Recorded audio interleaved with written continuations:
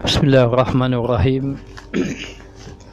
Alhamdulillah Rabbil Alamin. Wassalatu wassalamu ala ashrafil anbiya wal mursalin wa ala alihi wa sahbihi ajma'in. Subhanaka la ilma lana illa ma 'allamtana innaka antal alimul hakim. Rabbi shrah li sadri wa yassir li amri wa halul 'uqdatam min lisani yafqahu qawli. Alhamdulillah, segala puja dan puji bagi Allah Subhanahu wa taala. Selawat dan salam ke atas junjungan besar Nabi kita Muhammad sallallahu alaihi wasallam dan kepada ahli keluarganya, para sahabat, golongan tabi'in, tabi'un tabi'in dan mereka yang mengikuti baginda Rasulullah sallallahu alaihi wasallam. Jadi alhamdulillah, setelah sudah sekian lama kita tidak bersecara langsung, dan Ustaz baru-baru ni pun bercuti. Jadi insyaAllah malam ni agak lewat sedikit kerana maklumlah kita sudah mulakan kuliah maghrib. Jadi kadang-kadang lepas pada tu ada sembahyang hajat, kemudian ada orang yang nak berjumpa lagi dan seumpamanya. Jadi walau bagaimanapun Ustaz ambil juga masa sedikit untuk bertemu dengan para jamaah sekalian dalam bicara ilmu perbicaraan mengenai kitab hikam. Baik, kita tengok kepada, sambung balik pada muka surat yang ke-26. Qala musannif rahimahullahu ta'ala wa nafa'ana bi'ulumihi fid daraini amin. Minta maaf, muka surat 27. Fasyi'a'ul basirati yashhaduka qurbahu. Maka cahaya mata hati itu iaitu nur akal yang menunjukkan kepada iman, yang memandangkan ia akan dikau akan hampirnya daripadamu, hingga engkau lihat bahawasanya hak Allah Ta'ala itu terlebih hampir kepadamu daripada orang ditengkuk. Maka tiadalah sah daripadamu maksiat, kerana engkau ketahui dengan kenyataan atasmu. Baik, apa yang kita nak maklumkan mengenai apa yang dibicarakan mengenai dalam kitab hikam ini, dikatakan bahawa manusia ini kadang-kadang tidak terlepas daripada penyakit hati. Maksud penyakit hati ini yakni penyakit yang boleh merosakkan amal, dan ataupun tidak terlepas daripada sifat-sifat mazmumah. Oleh kerana itu kita kena berusaha supaya membersihkan hati kita daripada sifat-sifat mazmumah tadi. Dan kita juga kena melihat akan keaiban diri kita.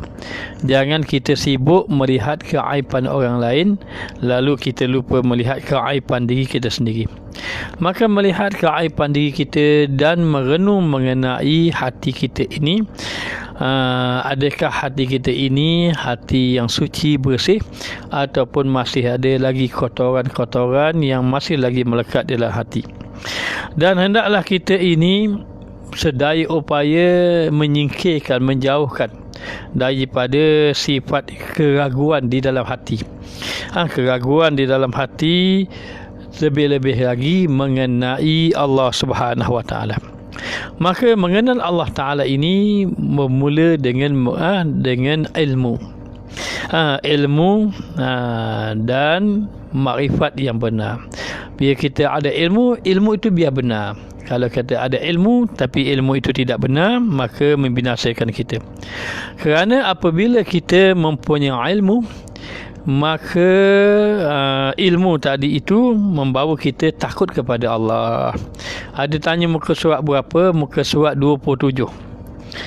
Fasyu'a'ul basirati yashhaduka qurbahu. Fasyu'a'ul basirati yashhaduka qurbahu. Jadi dikatakan bahawa syu'a'ul basirati adalah bermakna cahaya mata hati. Hati kita ini buta dengan sebab dosa. Lalu kita beribadat kepada Allah membawa kepada mata hati kita jelek. Maka orang kata memandang dengan mata hati. Tetapi ada orang memandangnya pandangan dia kabur. Maka boleh memandang, tidak buta tapi kabur. Tapi ada orang pandangannya tajam, terang. Maka begitulah hati. Ada hati gelap, ada hati yang gelap, kemudian ada hati yang maknanya melihat dengan mata hati, dan ada hati yang bercahaya. Maka syu'aul basirati adalah cahaya mata hati.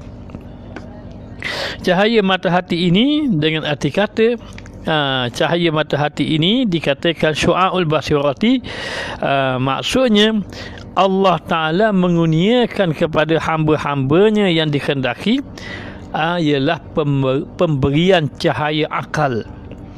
Yakni akal dan mata hatinya itu memang kuat, mantap. Maknanya kuat, mantap, sehingga tertuju kepada keimanan dia yang sebenar kepada Allah. Maka dengan itu dikatakan bahawa ini akan didapati, cahaya hati tadi akan didapati melalui yang pertama, melalui ilmu.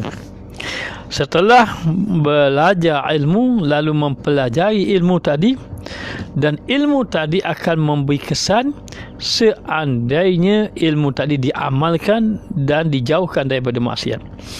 Sehingga hati yang dijauhkan daripada maksiat itu menyebabkan seseorang tadi maknanya mendatangkan hatinya bercahaya.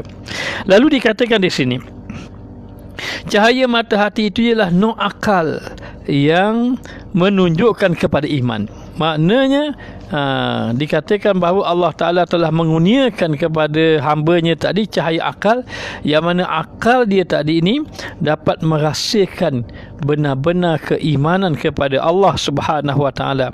Dengan arti kata, dia dapat merasakan dengan perasaan dia, dengan hati dia, bahawa Allah Ta'ala itu dekat dengan dia. Maknanya kenapa kita boleh buat maksiat, kita bercakap kadang-kadang kita tak fikir dosa pahala, kita nak buat apa-apa kita tak fikir dosa pahala, kerana di dalam hati kita tak merasa kita dekat dengan Allah. Tetapi apabila seseorang itu merasa dia dekat dengan Allah Ta'ala, maka dia tak mampu, bukan lidah dia tak mampu nak menyatakan buruk. Kerana apa? Kerana dia sudah merasa kedekatan dia dengan Allah. Jadi apabila sudah rasa dekat dengan Allah Subhanahu Wa Ta'ala, maka akal dia ini meyakini dengan sepenuh-penuhnya bahawa Allah Ta'ala itu Tuhan yang berhak disembah, dan dengan akalnya dia benar-benar mempercayai, meyakini bahawa Allah Ta'ala itulah Tuhan yang benar-benar berkuasa di atas segala-galanya. Maka seorang itu apabila sudah merasa dekat dengan Allah Subhanahu Wa Ta'ala, maka dia akan dapat merasakan bahawa segala gerak-gerinya, segala tindakannya itu sentiasa diperhatikan oleh Allah Subhanahu Wa Ta'ala. Maka kerana itulah dia sudah merasa dekat dengan Allah, dia merasa malu nak mengerjakan perkara yang dilarang, dan juga mudah untuk dia meninggalkan maksiat kerana rasa kedekatan dia kepada Allah Subhanahu Wa Ta'ala. Maka ini dipanggil peringkat awal ilmu, memula ilmu yakin. Belajar ilmu. Oh begitu, Allah Ta'ala yang bersifat begini. Allah Ta'ala ini berkuasa, Allah Ta'ala itu memandang apa yang kita lakukan. Lalulah dengan itu Allah Ta'ala pilih, setelah diberi ilmu, Allah Ta'ala pilih kepada hamba-hambanya, sehinggalah dia dapat merasa dengan apa? Dengan ainul yakin. Tadi ilmu yakin yang pertama, yang kedua jadi ainul yakin. Seolah-olah dia dapat melihat di mana-mana Allah berada, Allah bersama dengannya di mana-mana. Nabi SAW bersabda, ittaqullah haitsuma kunta, takutlah kamu kepada Allah di mana kamu berada. Wa atbi'i sayyi'ata hasanata tamhuha, kamu ikutilah kejahatan kamu dengan kebaikan, pastikan kebaikan yang kamu lakukan itu lebih banyak daripada maksiat, supaya kebaikan itu dapat menghapuskan kejahatan kamu. Wa khaliqin nas bi khuluqin hasanin, dan maknanya bergaulah kamu dengan orang ramai dengan akhlak yang baik. Maka ini dikatakan bahawa apabila Allah Ta'ala campakkan melalui ilmu dia, lepas melalui ilmu dia dapat merasa dengan mata pandangan mata hati, dapat merasa Allah Ta'ala berada bersamanya di mana-mana sahaja. Dia berada sehingga dia takut kepada Allah, sebagaimana Nabi kata, Nabi bersabda, ittaqullaha haitsuma kunta. Kemudian sampai kepada satu peringkat Allah Ta'ala datangkan keyakinan yang benar-benar yakin kepada Allah Ta'ala, sehingga dia dapat merasakan dekatnya Allah lebih daripada orang tengkuk dia. Orang tengkuk kita ni dekat dengan kita, tapi Allah lebih lagi dekat. Allah Ta'ala berfirman, wa nahnu aqrabu ilaihi min hablil warid, sesungguhnya kami, kata Allah, lebih dekat daripada kamu daripada orang tengkuk kamu. Jadi ini kita dah bicara setelah orang itu belajar menyucikan diri. Seorang itu nak menyucikan diri, yang pertama dengan jalan berdampingan dengan guru mursyid. Itu yang pertama. Yang kedua, belajar dan mengamalkan ilmu. Dan yang ketiga, mujahadah lawan hawa nafsu dia, supaya dapat meninggalkan segala maksiat. Dan yang keempat, sentiasa menjaga hasil dan makanan yang halal di sisi Allah Subhanahu wa taala. Maka dikatakan bahawa syu'ul basirati ini, pandangan cahaya hati ini, pandangan cahaya hati ini dikatakan memandang ia akan dikau kepada ketiadaanmu. Cahaya matahari itu ialah nur akal, cahaya yang dicampakkan dalam akal, yang menunjukkan kepada iman, yang membawa kepada kemantapan iman, dan sehingga kamu dapat memandangkan ia akan dikau, akan hampirnya daripadamu, sehingga kamu merasa bahawa kamu hampir dengan Allah.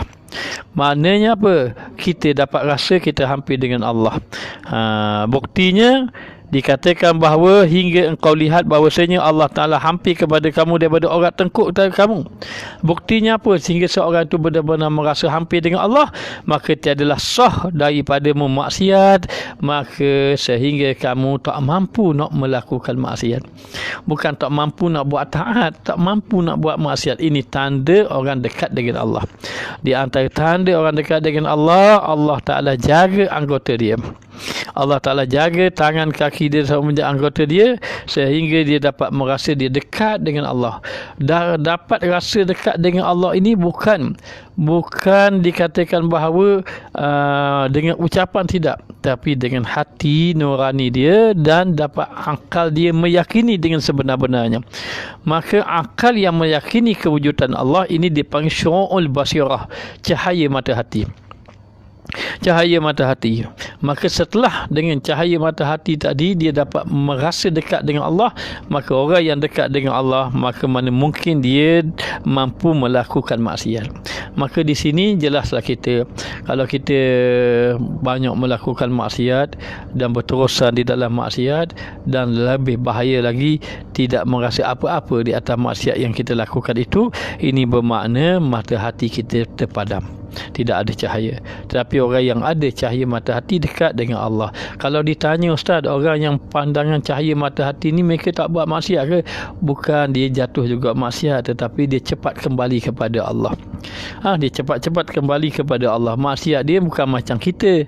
Maksiat kita kadang-kadang tak jaga mata, tak jaga lidah, tapi maksiat mereka, orang-orang yang dekat dengan Allah, bila dia terlalai dengan zikir, dia sudah merasakan benar-benar maksiat dia dengan Allah. Bila dia ini dapat satu nikmat, dia lupa pada Allah, walaupun seketika dia sudah merasa dia ini sudah banyak dosa, sudah banyak bertaubat kepada Allah Ta'ala.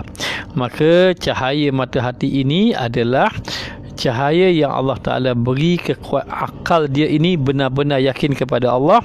Kemudian dalam waktu yang sama dia dapat juga dia dapat merasa dekat dengan Allah sehingga dia tidak mungkin ataupun tidak terjatuh dia daripada maksiat. Itu dipanggil syu'aul basirah, cahaya mata hati. Baik. Ada pun yang kedua, ainul basirah. Ainul basirah. Ada mengatakan bahawa syu'aul basirah tu dipanggil ilmu yakin. Ilmu yakin. Baik, contoh macam mana ilmu yakin? Contohnya kita tak pernah pergi ke Mekah. Kita tidak pernah pergi ke Mekah. Ini contoh saja, dah pernah pergi ke Mekah. Tapi kita jumpa satu orang yang balik Mekah. Kita jumpa orang balik Mekah, orang pun kata, oh, Kaabah begini bentuknya. Bentuk Kaabah macam ni. Pentok dia 4 segi. Tinggi dia sekian-sekian berapa kaki. Lebar dia macam ni. Lepas tu dekat ujung dia ni ada maknanya dia panggil Hajarul Aswad. Depan sikit dia ada Hijri Ismail, dia melengkung sikit depan tu.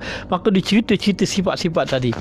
Maka tahulah kita sifat Kaabah begitu. Tapi tengok tak tengok? Tak tengok pun. Maknanya tak nampak pun. Maknanya jadi kita dapat gambaran saja. Ketika itu macam-macam kita gambar tinggi begini. Itu dipanggil ilmu yakin. Tapi kita yakin Kaabah begini sifatnya, begini. Kalau orang kata Kaabah bulat, kita tak percaya. Kita tahu sebab apa, kita dengar daripada orang yang dia ini. Maknanya tengok sendiri, pergi sendiri. Maka gambaran yang pertama, kita pastikan kita mendapat ilmu, kita mempelajari ilmu sehingga ilmu tadi benar-benar meyakinkan kita kepada Allah, dan bukan saja yakin, bahkan membawa kepada merasa dekat kita dengan Allah Subhanahu Wa Taala. Maknanya sebab tu kena kenal Allah Taala. Kenal dengan Allah peringkat pertama dengan ilmu.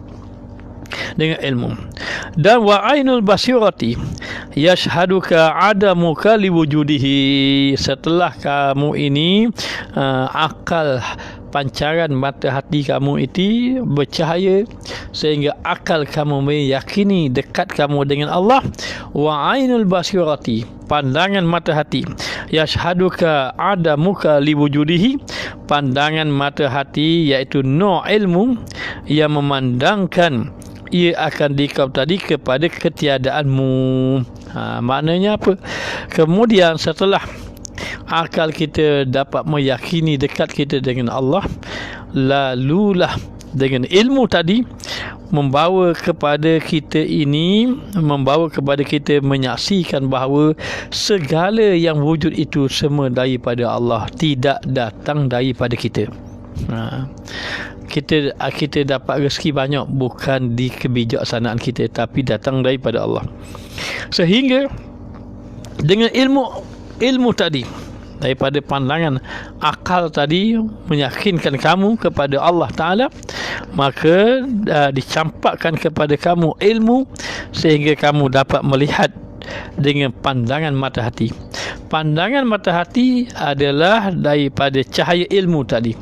Cahaya ilmu tadi yang membawa kepada kamu merasa tidak ada kewujudan kamu kecuali semua kewujudan Allah.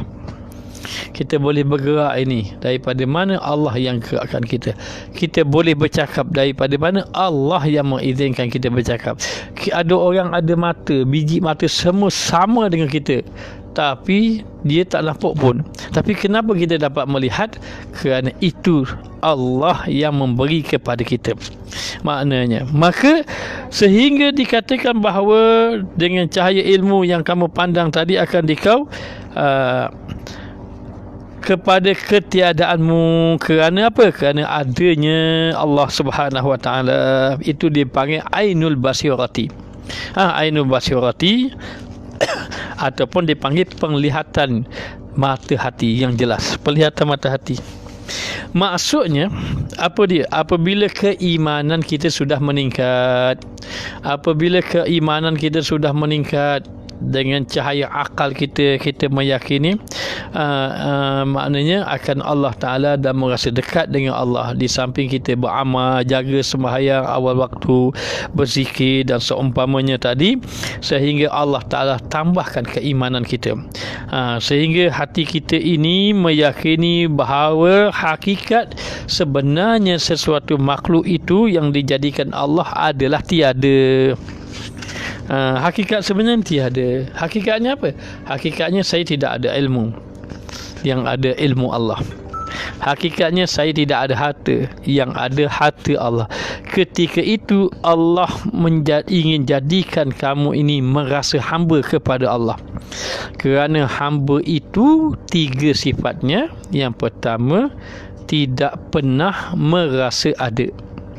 Tidak pernah merasa ada, baik duit, baik harta, baik ilmu, baik amal. Yang kedua, tidak merasa ada walaupun dalam memilikinya. Walaupun dia ada tapi tidak merasa ada. Contohnya apa? Dia tidak merasa ada amal, merasa tidak ada tidak ada amal, tidak ada harta, tidak ada ilmu. Maknanya seperti dia merasa tidak ada. Kerana apa? Kerana itu bukan miliknya, milik Allah. Seperti kita pinjam kereta. Pinjam kereta.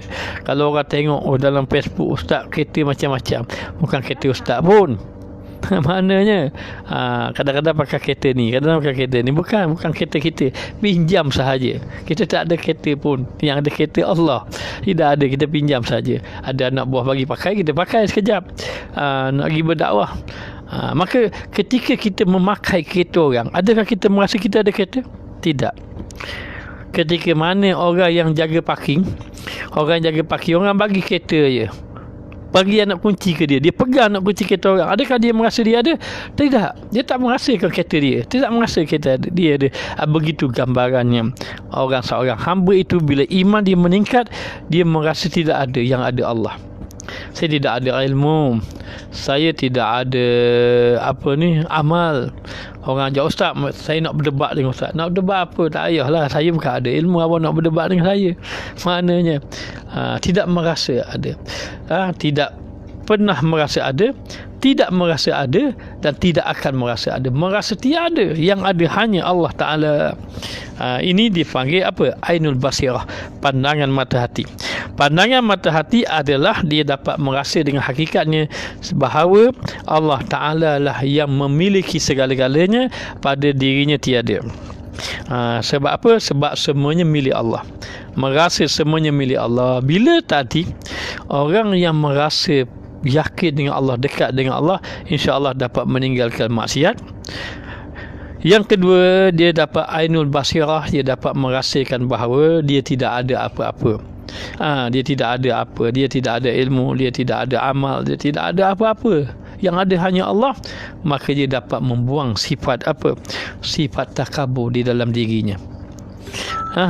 Dia akan dapat buang sifat takabur dalam dirinya, sifat sombong, merasa dirinya hebat, dan juga dapat buang sifat ujub, merasa dia ini lebih pada orang lain.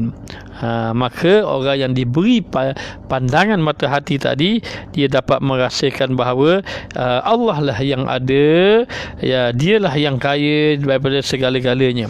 Oleh kerana itu, dia sentiasa melihat itu datang daripada Allah. Seperti kita tengok macam mana satu orang kaya, dia beri pertolongan pada kita. Dia beri pertolongan pada kita. Contoh apa? Contoh kita ini perlukan duit, anak nak baca, nak masuk sekolah, nak masuk universiti ke nak masuk sekolah contohnya. Ataupun anak kita perlukan, anak kita sakit, nak bayar duit hospital. Tiba-tiba datang satu orang hamba Allah, dia bagi duit kepada kita. Bila dia bagi duit pada kita, dia kata, ambillah duit ni, saya tanggung belaka. Apa kita kata pada dia? Kita kata, saya tak akan lupakan awak, saya akan ingat awak pada bila-bila. Kerana apa? Kerana melihat kebaikan dia. Tetapi kita tidak melihat kebaikan Allah Ta'ala yang maha baik sebenarnya. Kita tak sebut pula, saya tidak akan lupa Allah segala sama-lamanya.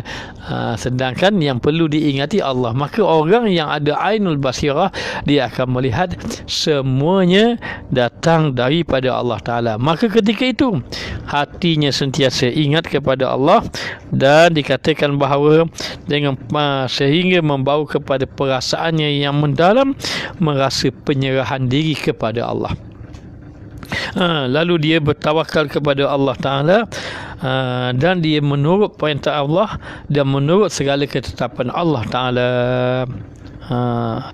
Maka tidaklah bermakna dia tidak berserah begitu saja, tidak, dia berusaha, tetapi apa yang Allah Ta'ala putuskan kepadanya, dia menerima dengan pandangan mata hati. Jadi pandangan mata hati adalah seseorang itu melihat bahawa semuanya adalah milik Allah Subhanahu Wa Ta'ala. Maka dikatakan bahawa itu dipanggil ainul basirah, melihat bahawa Allah Ta'ala lah yang segala-gala, Allah memiliki segala-gala. Maka keyakinan lebih kuat lagi. Contoh macam mana ainul yakin ni? Ainul yakin seperti tadi ilmu yakin, kita tak pergi ke Mekah tapi orang cerita tentang Kaabah, kita yakin Kaabah begini betul-betul, maka dalam gambaran kita ni macam-macam maknanya. Maka satu hari kita pergi ke Mekah, bila kita pergi ke Mekah, kita ingat dengan apa yang sahabat kita kata tadi, kita pun tengok depan mata kita, lebih lagi yakin dengan pandangan mata kita, maka dia panggil ainul yakin. Ainul yakin maknanya. Maka itu yang kedua. Maknanya ini tahap orang. Ilmu yakin, ainul yakin. Ilmu yakin merasa dirinya dekat dengan Allah. Ada pun itu ilmu yakin. Ainul yakin merasa yang memiliki semuanya adalah Allah Subhanahu Wa Ta'ala. Maka dikatakan bahawa Allah Ta'ala memberitahu kepada kita supaya kita benar-benar mengenal Allah Subhanahu Wa Ta'ala. Dan mengenal Allah Ta'ala ini tidak cukup dengan ilmu, bahkan dengan penyucian mata hati kita. Maka dikatakan bahawa keyakinan itu bukan dengan ilmu saja, bahkan dengan hati kita, tetapi dengan ilmu adalah peringkat yang pertama. Peringkat pertama adalah dengan ilmu. Belajar ilmu sehingga datang yakin kita dengan Allah Subhanahu Wa Ta'ala. Yakin dengan janji-janji Allah, yakin dengan perkara ghaib yang diceritakan di dalam Al-Quran. Nabi Allah Daud alaihissalam menerima wahyu Allah Ta'ala. Allah Ta'ala kata, "Ya Daud, kenalilah diri aku, baru kenali diri kamu." Kenalilah diri aku dan kenalilah pula diri kamu. Maka Nabi Ayub pun berfikir apa yang dikehendaki oleh Allah Ta'ala dengan wahyunya tadi. Kenal Allah, nak kenal Allah macam mana? Lalu dia berfikir macam mana ini? Tak faham. Allah Ta'ala kata, "Wahai Daud, kenallah diri aku, kemudian kenallah diri kamu." Lalulah Nabi Daud ini lama dia berfikir. Maka Nabi Daud munajat kepada Allah, minta petunjuk Allah. Lalu apa kata Nabi Daud? "Wahai Tuhanku, aku kenal Engkau Tuhan yang Maha Esa, kekuasaan yang Maha Agung, dan Engkaulah yang Maha Hidup, yang terus menerus, yang tidak ada batas. Dan aku kenal diri aku ini penuh dengan dhaif, penuh dengan kelemahan, dan diri aku ini diri yang tidak kekal."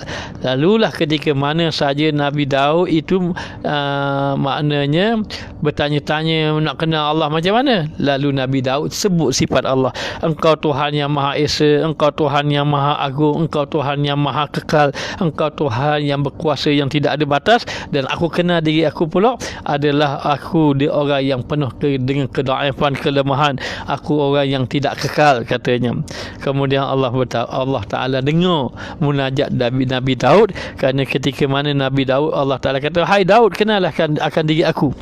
Maka Nabi Daud pun berfikir, yakni mengenal Allah dengan sifat-sifat Allah. Lalu Nabi Daud pun kata, "Ya Allah, Engkau bersifat begini.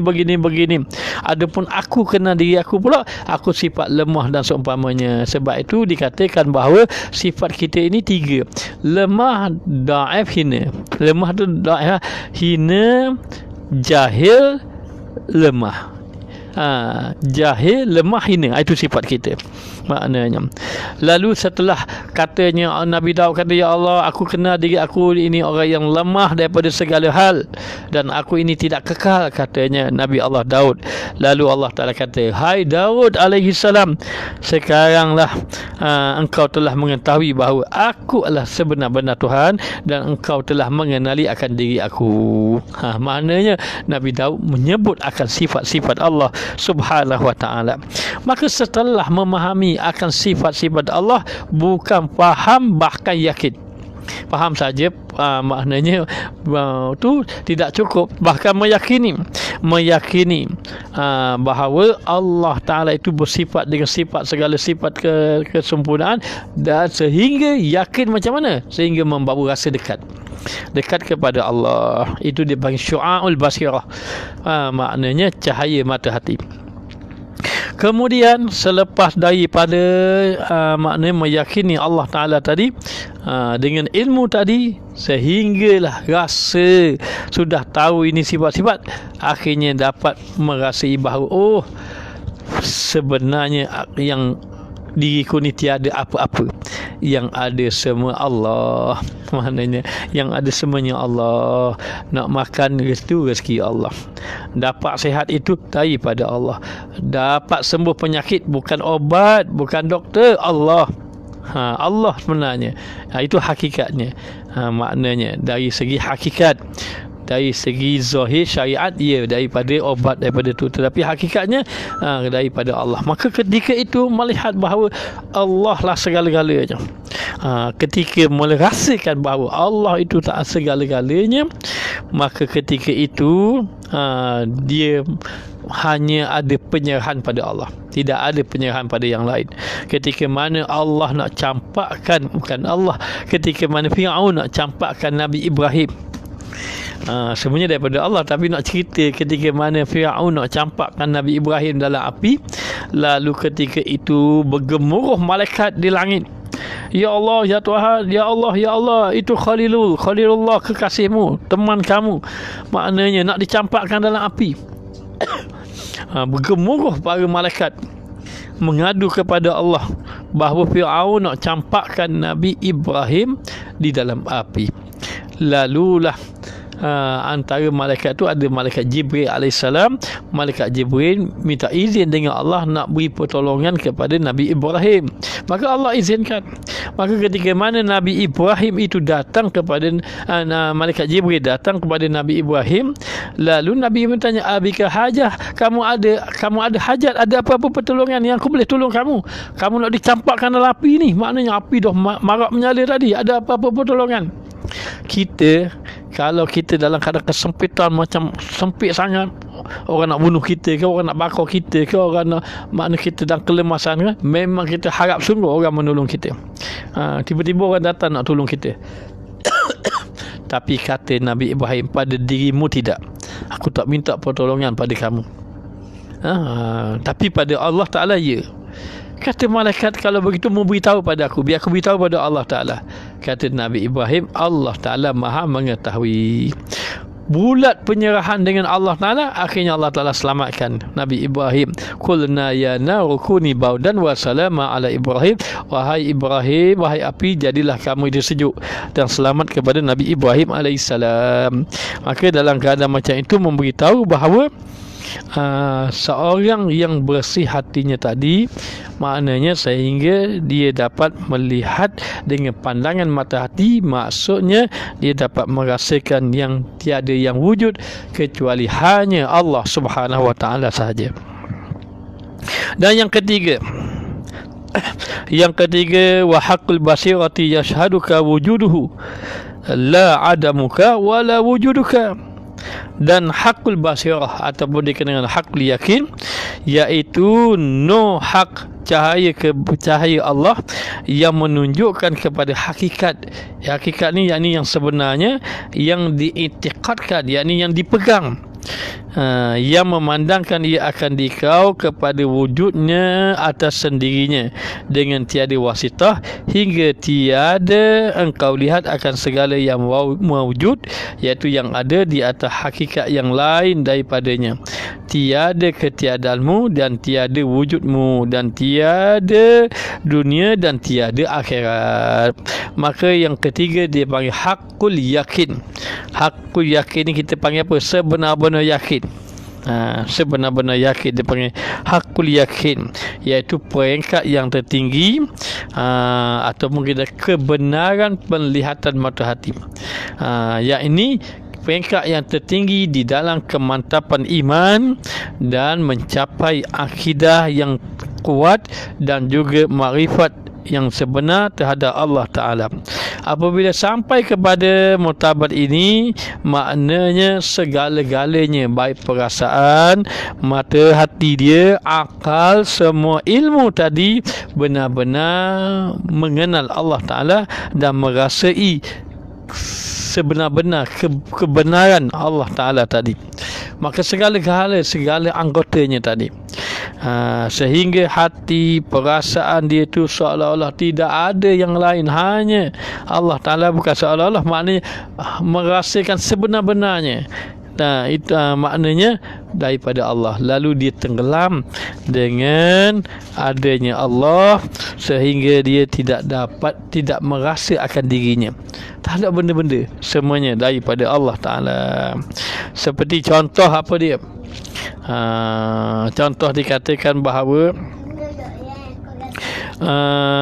orang yang terlalu, contohnya seorang yang terlalu asyik dengan sesuatu, sehingga kan dia ini tidak sedar.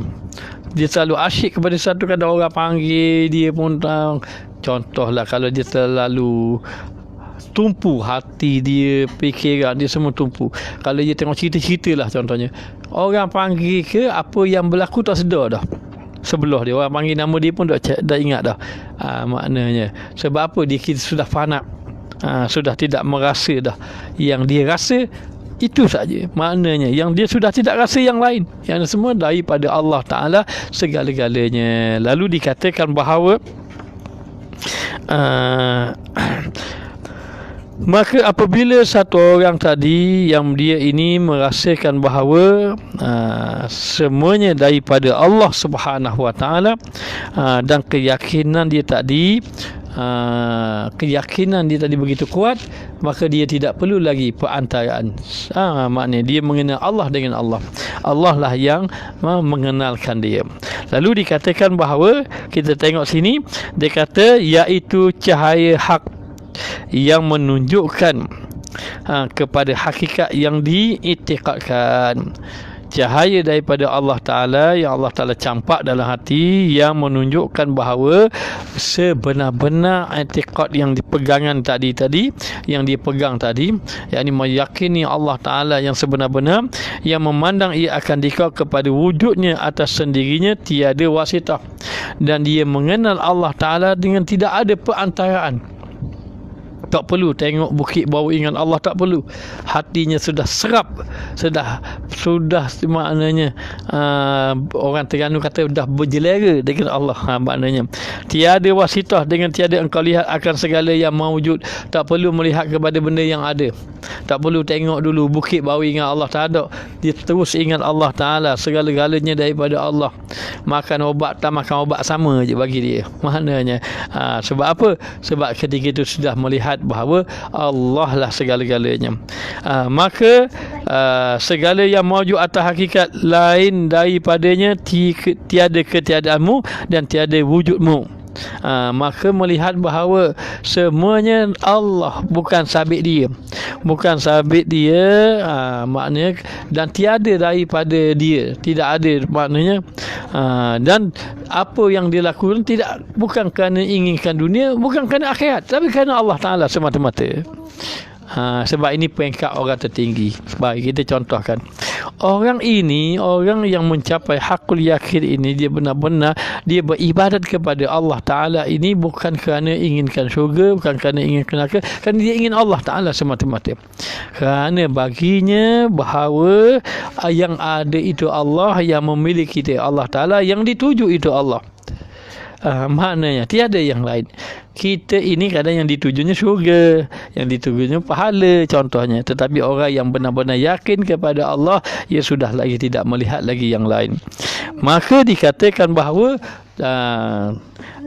apa yang ada pada pandangannya itu adalah Allah Ta'ala semata-mata. Jadi dikatakan bahawa orang yang sudah faham dengan ilmu, oh begitu Kaabah, itu dia panggil ainul yakin. Orang yang ilmu yakin, kemudian orang yang melihat Kaabah, oh yakin Kaabah begini rupanya, itu dia panggil ainul yakin. Ainul yakin.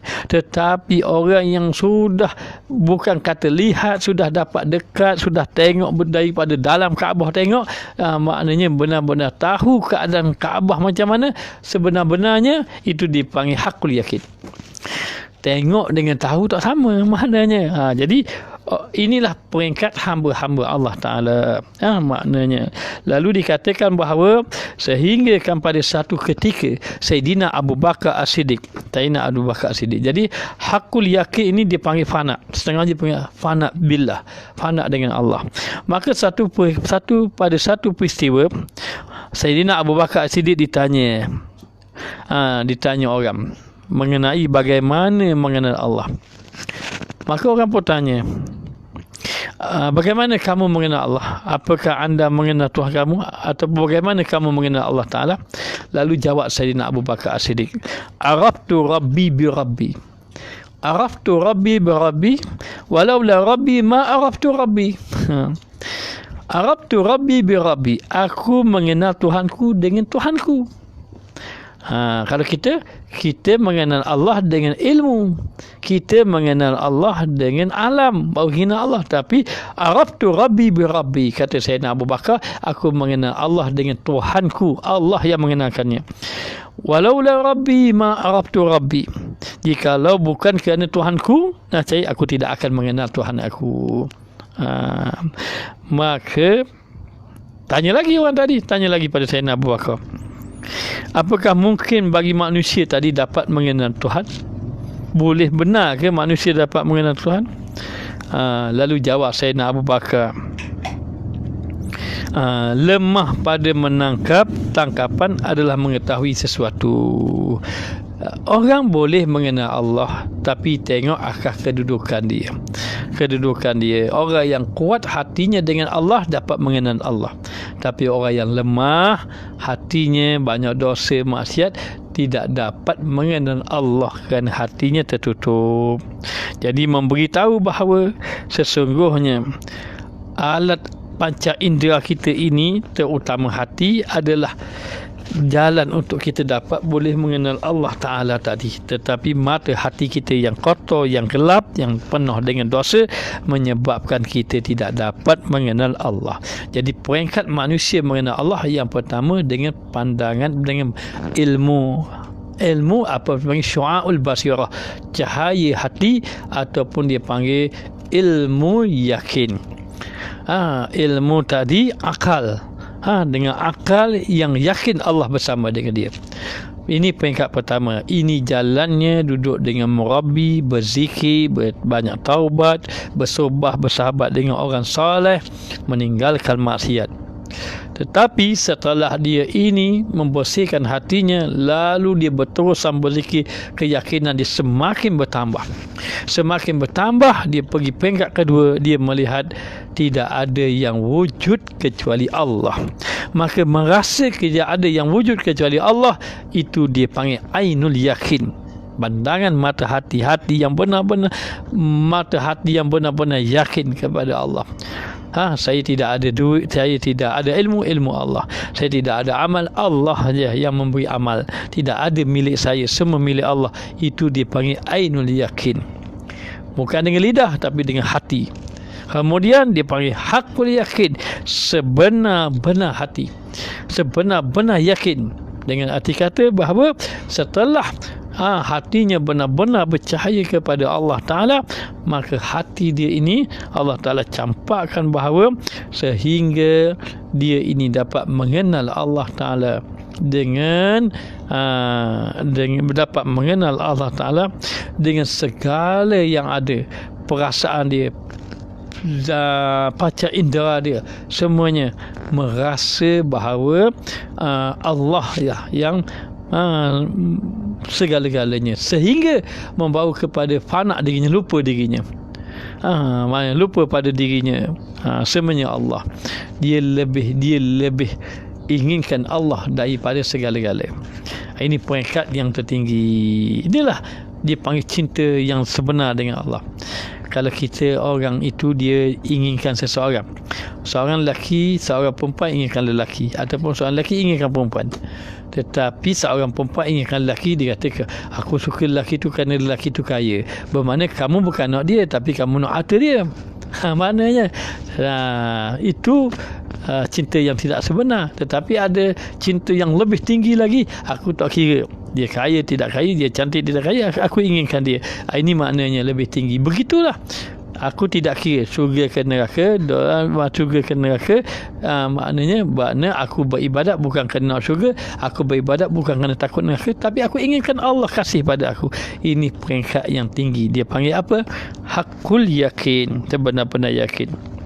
Lalu dikatakan bahawa sebagaimana kata Sayyidina Abu Bakar tadi, araftu rabbi bi rabbi, aku mengenal Tuhanku dengan aku kenal Tuhanku dengan Tuhanku.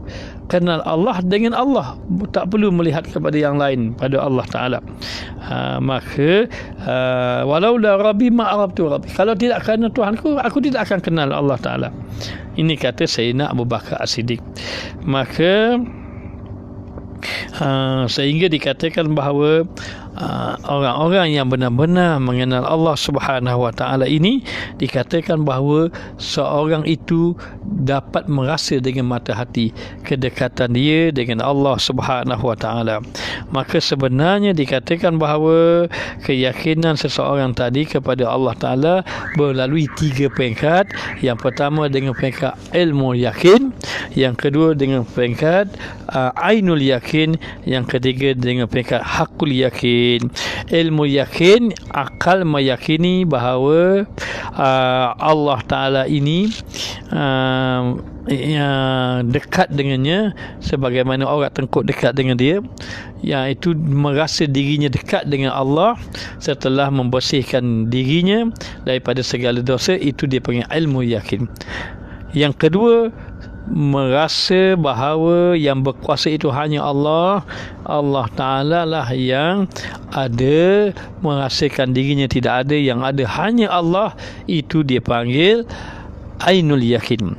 Yang ketiga, dirinya pun tidak ada, yang lain tidak ada, yang ada hanya Allah Ta'ala sahaja semata-mata. Itu dipanggil hakul yakin. Maka dikatakan bahawa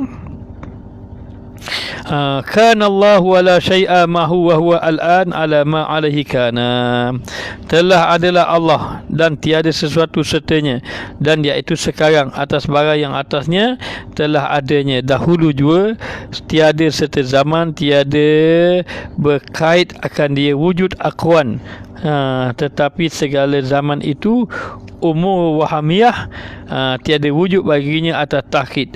Dan maksud itu bahawasanya Allah Ta'ala juga tiada sesuatu sertanya kerana tiada sendirinya. Jadi nak bagi tahu bahawa apabila sahaja seseorang itu sudah mencapai hakul yakin, dengan sebenar-benar yakin kepada Allah Subhanahu Wa Ta'ala, maka ketika itu dia merasakan bahawa tidak ada yang sebenarnya kecuali Allah Ta'ala. Jadi ini kita sebenarnya masuk kepada matan yang lain, hanya peringkat orang mendekati diri dengan Allah. Para jemaah, yang pertama kita kena berusaha bersihkan hati kita daripada segala dosa, mohon kepada Allah, berdoa, berdampingan dengan orang soleh, berdampingan dengan orang-orang yang soleh, dengan yang utama guru musyrik. Kemudian dalam yang kedua, membaca Al-Quran dengan bertadabbur, baca tadabbur. Yang ketiga, bangun malam, sembahyang pada waktu malam. Dan yang keempat, dengan arti kata banyakkan berzikir kepada Allah dan menjaga makanan yang halal, menjaga makanan daripada memakan makanan yang haram, dengan mengambil makanan yang halal, supaya kuat tubuh badan kita untuk beribadah kepada Allah Subhanahu wa taala. Dan dengan itu kita jaga supaya hati kita ini bercahaya, supaya membawa kita dekat dengan Allah Taala, sehingga ilmu yang kita belajar membawa kita takut kepada Allah. Jadi sekarang ini berzikirlah kita sehingga kita merasa bahawa Allah Taala itu hampir dengan kita. Bukti merasa Allah Taala hampir, kita berjaya meninggalkan maksiat. Ustaz doakan antum semua, termasuk diri Ustaz dan juga keluarga, dapat menjauhkan diri pada maksiat. Dan Ustaz pun banyak dosanya. Mohon Allah Ta'ala kurniakan kita taubat. Tidak kita wafat kecuali bertaubat kepada Allah. Walaupun kita banyak dosa, tapi kita tetap mengajak orang buat kebaikan, walaupun kita bukan orang yang baik. Tetapi nak bagi tahu, moga-moga dengan kita mengajak orang buat baik, moga-moga Allah Ta'ala jadikan kita orang yang baik. Jadi insyaAllah sekadar ini saja yang dapat disampaikan. Minta maaf di atas kelewatan, oleh kerana dah banyak kuliah-kuliah dijalankan. InsyaAllah kalau ada masa kita akan terus lagi menyampaikan kuliah. Jadi sekadar ini saja yang dapat disampaikan. Minta maaf banyak-banyak. Malam besok, malam Jumaat, kita buat majlis zikir. Malam Sabtu kita ada majlis pula. Kalau sempat malam Ahad, Sabtu malam Ahad, insya-Allah. Antum cubalah tengok-tengok, kalau ada dapat bersama insya-Allah. Jadi sekadar ini saja. Wabillahi taufiq wal hidayah. Wassalamualaikum warahmatullahi wabarakatuh.